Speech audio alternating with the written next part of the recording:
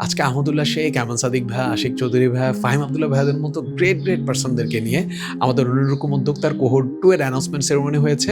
Visual centre যেহেতু গত কোহোর্টের সবগুলো বিজনেসের মধ্যে সেরা 3টি বিজনেসের তালিকা ছিল, তা আমরা আমাদের গ্রোথ জার্নিটাও সবার সাথে শেয়ার করি। প্রোগ্রাম চলাকালীন আপনাদের কথা মনে পড়ায় আপনাদের জন্য ছোট্ট একটা ভিডিও বানিয়েছি, চলেন ভিডিওটা শেয়ার করি। উদ্যোক্তাতে ভিড়ে দাঁড়িয়ে আজকে আমি আপনাদেরকে উদ্যোক্তা না হওয়ার জন্য মোটিভেটেড করবো। আমরা তো সবসময় এই ধরনের প্রোগ্রামে আসলে উদ্যোক্তা হওয়ার জন্য মোটিভেটেড হই, রাইট? বাট আজকে আমি আপনাদেরকে বলবো কেন আপনার উদ্যোক্তা হওয়া উচিত না। আমাদের অনেক স্টুডেন্টরাই ভিডিও এডিটিং শিখে কিংবা গ্রাফিক ডিজাইন শিখে যে কোনো একটা স্কিল ডেভেলপ করে, একটা just fixed hard skill develop করে, অ্যান্ড ওইটা ডেভেলপ করার পর ও ভাবে যে আমি তো ভিডিও এডিটিং শিখে ফেলছি, নাও আমি একটা এজেন্সি দিয়ে দিব, আমি একটা বড় কোম্পানি দিয়ে দিব। এই জিনিসটা কতটুকু অ্যাচিভেবল কিংবা কতটুকু রিয়েলিস্টিক? এটা কি ওর জন্য হার্মফুল হয় নাকি ওর কেরিয়ারের জন্য এটা ভালো দিকে নিয়ে যায়? দেখেন, একটা ছেলে জাস্ট একটা হার্ড স্কিল ডেভেলপ করেছে যেটার মাধ্যমে লেটস জাস্ট একটা ভিডিও এডিট করতে পারে।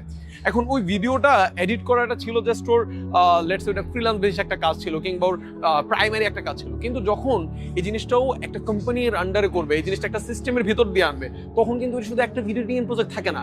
ওই ভিডিওটা অনবোর্ড করা একটা সেক্টর, ওই ভিডিওটা অনবোর্ড এ আসার আগে যে মার্কেটিং হয় ওইটা আরেকটা সেক্টর, এডিট যে হবে ওই এডিটিং প্যানেলটা দেখা ওইটা আরেকটা সেক্টর, কাজ শেষ করার পর ওই যে পলিসিগুলা ওই পলিসি মেনটেন করা এটা আরেকটা সেক্টর। আমি একটা হার্ড স্কিল শিখেছি, আমি এখনো শিখিনি যে কিভাবে একটা টিম বিল্ড করতে হয়, আমি এখনো শিখিনি কিভাবে একটা হায়ারিং করতে হয়, আমি এখনো শিখিনি যখন আমার বিজনেসের কোনো আপস অ্যান্ড ডাউন আসবে তখন আমি ওই জায়গাটাতে কিভাবে ডিল করব।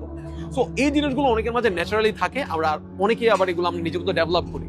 সো নিজের মধ্যে আপনি ডেভেলপ করা ছাড়া কিংবা আপনার মধ্যে এটা ন্যাচারালি না থাকে, আপনি জাস্ট একটা হার্ড স্কিল ডেভেলপ করেই যদি আপনার নিজেকে উদ্যোক্তা ভাবা শুরু করেন, আপনি যদি ভাবেন যে না আমি এখন একটা টিম চালাইতেই পারি, আমি একটা এজেন্সি দিয়ে দেবো, আমি তো এখন ভিডিও এডিট করতে পারি। আরে ভাই, একটা হার্ড স্কিল আর একটা বিজনেস রান করা দুটো ডিফারেন্ট জিনিস। একটা বিজনেস যদি রান করতে হয় আপনার মাইক্রো স্কিল লাগে অনেকগুলো, সফট স্কিল লাগে, আপনার কমিউনিকেশন স্কিল লাগে, মার্কেটিং নলেজ লাগে, অনেক কিছু লাগে। আর ওইটা না পারলে আপনার যদি কোনো একটা নলেজ না থাকে, ওই জায়গায় একজন পারফেক্ট পার্সন লাগে যে আপনার ওই জায়গাটাতে আপনাকে ব্যাকআপ দিবে। এখন আপনার কাছে ওই পার্সন আছে কিংবা আপনি ওই মানুষগুলোকে হায়ারিং করতে পারেন, ম্যানেজ করতে পারেন, কেন সে আপনার মতো একটা ছোট কোম্পানির সাথে অ্যাড হবে?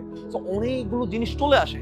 সো আমি আপনাকে বলছি না যে আপনি কোনোদিন উদ্যোক্তা হবেন না, আপনি কোনোদিন উদ্যোগ নেবেন না, উদ্যোগ নেন, বাট উইথ প্রপার প্ল্যান, আপনার উইথ প্রপার প্রিপারেশন। আপনার ভিতরে পটেনশিয়াল আছে কিনা নিজেকে একটু ছেকে দেখেন। আল্লাহ তাআলা পৃথিবীতে সবাইকে একদম উদ্যোক্তা হওয়ার জন্য বানাইছে এরকম না।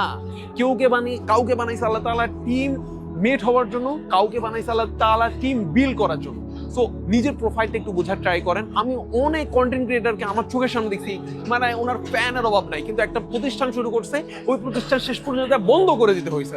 অ্যান্ড আমরা যদি অন্যরকম উদ্যোক্তায় আছি, দেখছি যে এক্স্যাক্টলি উদ্যোক্তাদের জার্নিটা কি হয়, কেমন হয়, কত আপস অ্যান্ড ডাউন থাকে।